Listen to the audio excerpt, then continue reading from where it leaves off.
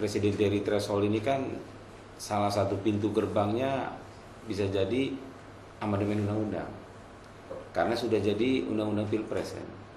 Jadi sandarannya undang-undang Pilpres itu kan dari undang-undang dasar yang dulu sudah pernah direformasi bikin amandemen. Jadi ada contoh kayak pembatasan DPR presiden hanya 2 periode gitu kan. Nah, maksud saya legal standing itu kalau tetap dibutuhkan MK untuk judicial review kan memang agak rumit.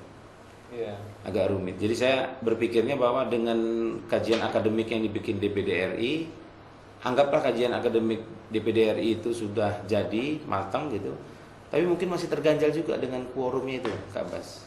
Nah itu cara nyikapinya nanti DPD dengan unsur-unsurnya seperti apa kira-kira? Untuk memenuhi pasal 37 Undang-Undang Dasar untuk melakukan perubahan itu tadi saya salah sebut masalah 2/3 untuk langkah awalnya itu sepertiga, ya kan?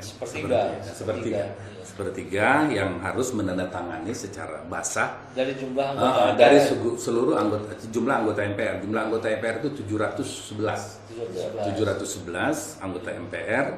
Nah, sepertiganya itu yang mengusulkan terhadap perubahan pasal-pasal yang akan dilakukan perubahan, kan gitu. Nah, berkait masalah presiden threshold ini memang ini sebetulnya tafsiran dari pembuat undang-undang, ya kan? Tafsiran dari pembuat undang-undang. Kalau di Undang-Undang Dasar tidak diatur, ya kan? Dia tidak mengatur masalah 20% itu, nggak mengatur, dia tidak mengatur, tetapi ditafsirkan oleh pembuat undang-undang, yaitu DPR dan pemerintah, ya kan? DPR dan pemerintah bahwa harus ada batasan, gitu kan, yang boleh mengusulkan calon presiden. Nah, inilah yang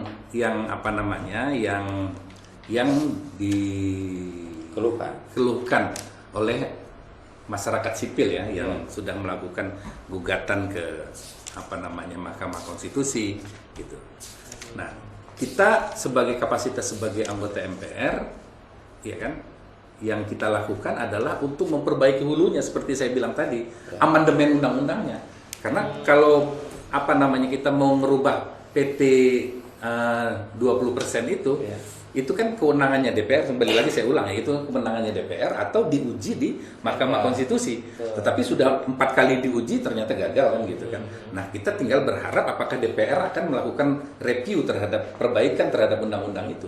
Nampaknya kan nggak mungkin kan gitu kan. Nah, tetapi kalau kita akan lakukan perubahan terhadap undang-undang dasarnya, ini yang memungkinkan.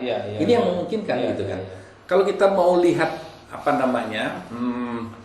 struktur partai ya yang boleh mengajukan itu kan sekarang ini kan kalau kita lihat hanya PDIP yang sudah memenuhi 20% kan, ya kan, 20% kursi di DPR atau 25% perolehan suara kan, diatur di dalam Undang-Undang Nomor 7 itu. Saya nanya sedikit Kak Bas, untuk amandemen Undang-Undang Dasar, tapi terkait GBHN. Iya, PPKM namanya. Iya, nah itu juga kan nanti butuh pokok haluan PPHN. Itu juga nanti butuh persetujuan DPD RI kan. Sama. Kalau pandangan DPD RI apa terkait yang kajian akademik PDI untuk merubah pokok-pokok haluan negara itu seperti apa? Iya. PPHN kita sudah merumuskan kalau itu. Bahkan kita sudah ada keputusan paripurnanya. Sudah ada paripurnanya. Dan ketua timnya waktu itu Pak Jimli, Profesor Jimli Asidiki. Nah, itu kan di PPHN itu bunyinya gini. Sebentar saya lihat catatan ya. Karena ini agak unik nih. Bahwa di sini ada perubahan di pasal di bab 2 tentang Majelis Permusyawaratan Rakyat yang kita usulkan ini, yang sudah dikaji oleh Prof. Jimli dan teman-teman. Penambahan pasal, yaitu pasal 4. Majelis Permusyawaratan Rakyat menetapkan haluan negara atas usul presiden setelah dibahas bersama dengan Dewan Perwakilan Daerah. Ya kan? Ini yang poin yang kita coba untuk tawarkan sama teman-teman di DPR berkaitan dengan PPHN, ya kan? Berkaitan dengan programnya, gitu kan? Kalau angka-angkanya, uang-uangnya itu ada di DPR, tapi programnya itu harus dibahas di DPD, gitu. Itu yang ada pasal poin itu yang kita usulkan. Kalau draft yang usulan dari PDIP, DPD RI sudah lihat juga belum, Pak? Kalau yang PDIP itu mereka tetap domainnya ada di DPR. Ya, domainnya tetap ada di DPR. Gitu ya.